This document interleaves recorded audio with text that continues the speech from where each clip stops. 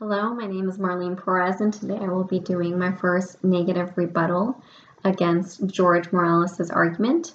And today I will be explaining why my arguments are superior to his. First of all, I want to start off with stating what George has said about our resources that we need. He stated that we are in need of water, which I believe many of us can agree on that, but we are okay on water and minerals. In comparison, I believe that we need all three. And if we're spending that huge amount of money to get up there, then why not focus and look for all three and see what we can take back? Also, a point that I stated that George failed to notice is that we tend to demand more than we can supply.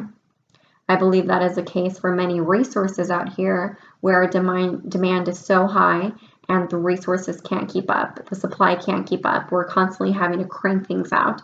So yes, it may seem as if we don't need all those three, but eventually the supply will not be able to keep up. I feel like I know our population as a human race continues to grow, and what's going to happen with our limited sources right now. So I think we should open the door to looking for all three once we're up there.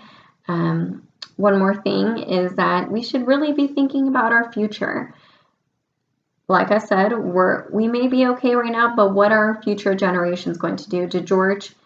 I don't think George thought everything through.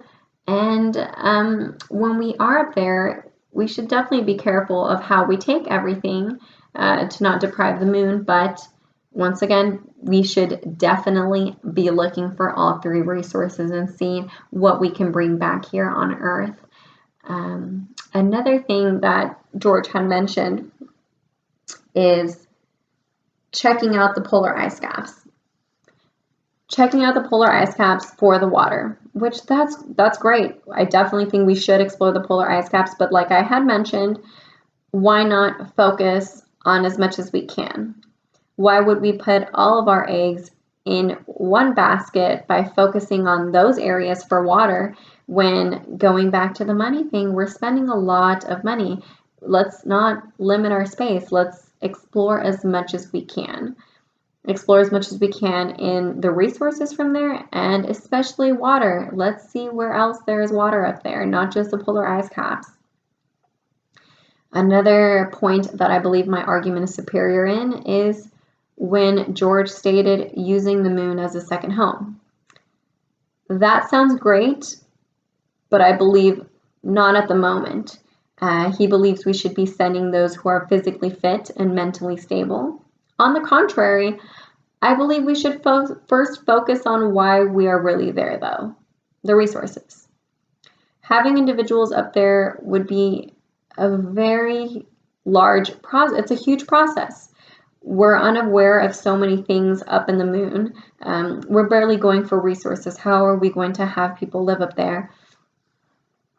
If I had stated before, if someone is sick here, we automatically rush them to the hospital. We have doctors here. We have so many resources. We have food. We have water. We have everything we need. If someone is up in the moon and they're sick, what's going to happen? Are we going to have a full staff of doctors? Are we going to have grocery stores? I think that's a step a little bit too ahead of ourselves at the moment. And how are we going to be getting people up there and people back? Are we going to split families up? It just seems a little bit too advanced to be thinking about at the moment. And as I had stated before as well, if we do have people live up there, it should solely be the scientists. Those people that can be a resource to us up there, the individuals that can't benefit us, down here, shouldn't be up there. It should just be the ones that can be sending the data that they find up there, the studies that they find, once again, focusing back to scientists. And I believe that, no, we should not have the moon right now as a second living resource. Another thing that I had disagreed with George on, and I once again believe that my argument wins, my points win, would be when George stated that we shouldn't worry about depriving the moon. In comparison, my point is superior because we should be as careful as possible. We don't want to ruin what we have. If we deprive the moon in a handful of trips, that will be a loss on our part. George did state that depriving a resource would take a very long time. And when I asked him, he said 10 to 15 years. That's not a long time at all. That's a very short time, actually. And if we hinder that in a couple years, we mine right through that, or we deprive it, that will be, a one-time thing. We don't want that to occur. So once again, I believe that my arguments are superior because George thinks and doesn't think it through. He doesn't think of the long term. He just does. And for instance, second home, we can't have families living up there yet. We don't need water, minerals, or energy. I'm sorry, we don't need minerals or energy. Yes, we do. We need minerals and energy as much as we can. And we shouldn't worry about depriving. We should definitely be as careful as possible with everything that we do. Thank you so much.